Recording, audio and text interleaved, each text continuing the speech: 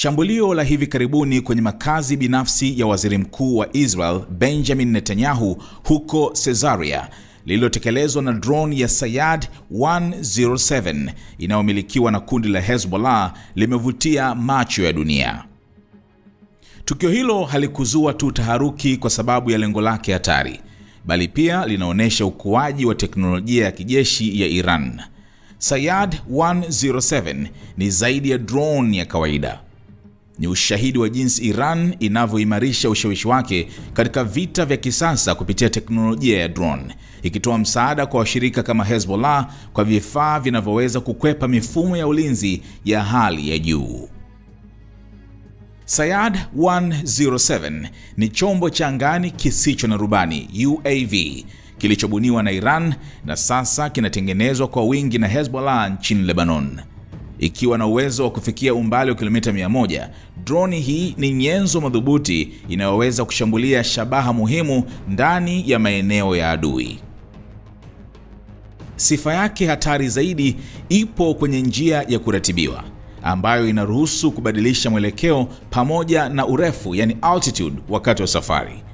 Kipengele hiki kinaifanya kuwa ngumu mno kugunduliwa na rada au mifumo ya ulinzi dhidi ya drone, hata kwa taifa lenye ulinzi wa kisasa kama Israel.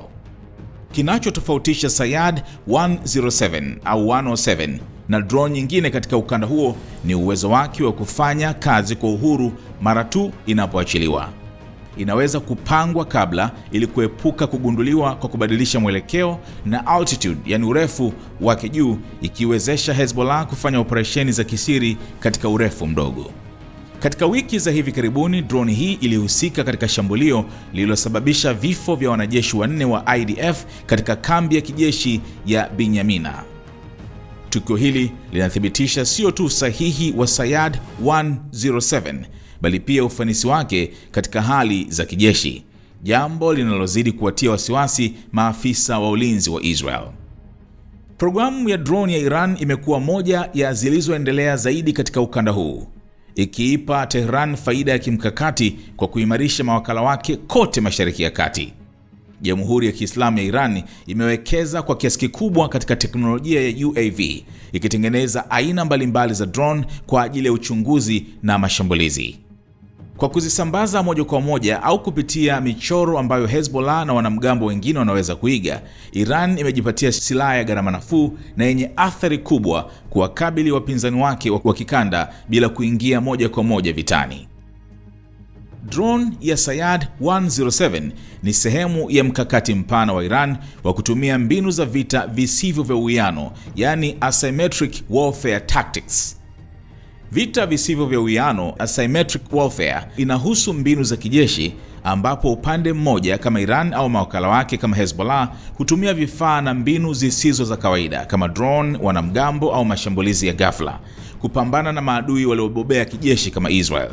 Mkakati huu hujaribu kudhoofisha maadui kwa njia isiyotarajiwa badala ya vita vya moja kwa moja ambavyo adui angeweza kujitayarisha vizuri kwa kuvishinda. Drone kama SAYYAD zinawezesha Iran na washirika wake kufanya mashambulizi magumu kufuatilia moja kwa moja hadi Tehran, lakini yenye uwezo mkubwa wa kimkakati.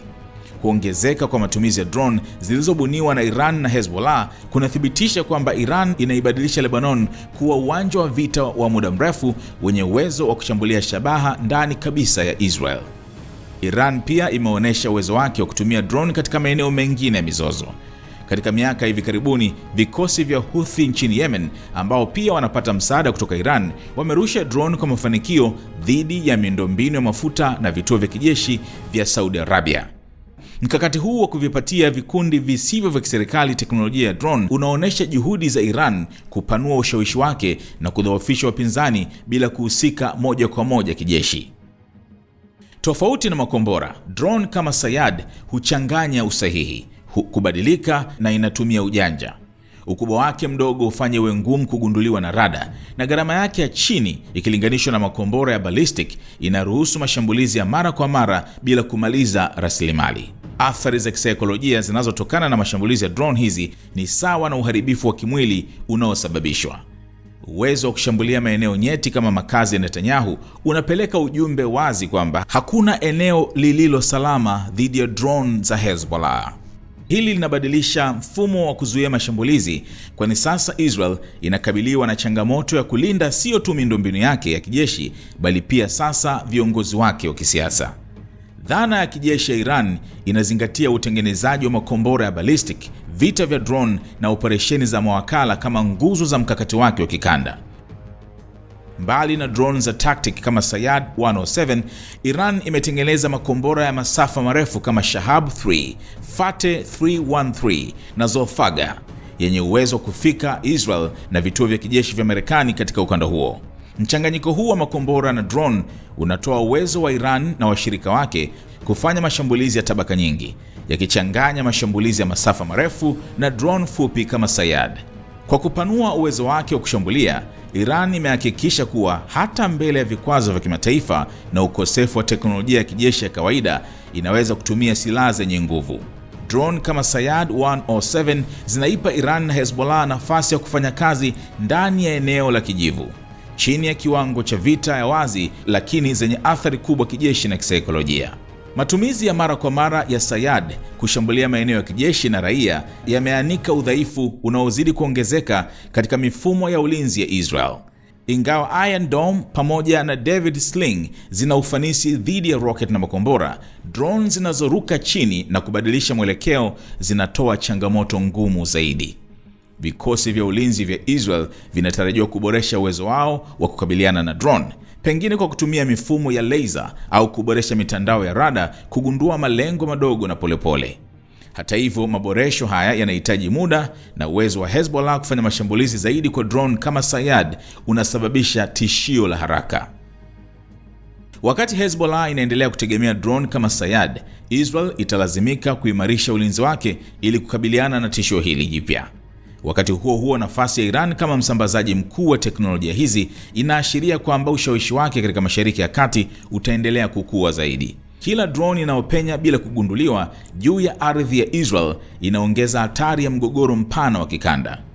Kuzuia drone kama SAYYAD 107 au 107 ambayo inajulikana kwa kubadilisha mwelekeo na urefu inayopaa, yani altitude, ili kuepuka kugunduliwa ni changamoto kubwa hata kwa mifumo ya ulinzi ya kisasa. Lakini kuna mifumo ya ulinzi inaweza kusaidia kupunguza ufanisi wake. Moja ni mfumo wa laser based air defense, high energy lasers.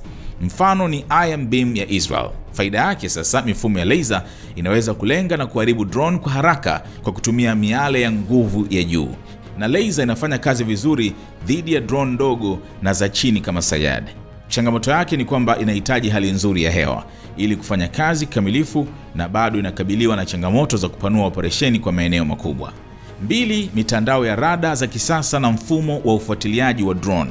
Mfano ELM-284 MMR na Skydew ya Israel. Faida yake, mitandao ya rada za juu inaweza kugundua hata drone ndogo zinazofanya safari katika urefu mdogo na kubadilisha njia. Rada hizi zikiunganishwa na mifumo ya silaha huwezesha majibu ya haraka. Changamoto yake tu ni kwamba drones zinazoruka chini sana au zenye umbo dogo bado inaweza kupunguza ufanisi wa rada za kawaida. 3, mfumo wa silaha za kielektroniki, electronic warfare systems, mfano Drone Dome au Skylock Dome. Faida yake, mfumo huu hutumia mawimbi ya radio na kuzuia mawasiliano kati ya drone na mtoa amri au GPS, hivyo kuifanya isidhibitiwe tena. Changamoto yake ni SAYYAD 107 inaweza kuwa imepangwa mapema kufanya kazi kwa uhuru, ambayo hupunguza ufanisi wa mbinu za kielektroniki. 4, mifumo ya makombora ya kupambana na drones, mfano Iron Dome pamoja na David Sling.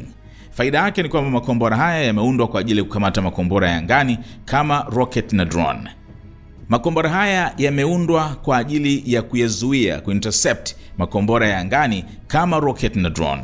Yanatoa kinga madhubuti dhidi ya drone kubwa au mashambulizi ya pamoja ya rocket na drone. Changamoto sasa ni kwamba kwanza ni ghali kwa kushambulia drone moja moja, na inaweza kuwa na changamoto kushughulikia mashambulizi ya kasi kutoka kwa SAYYAD 107.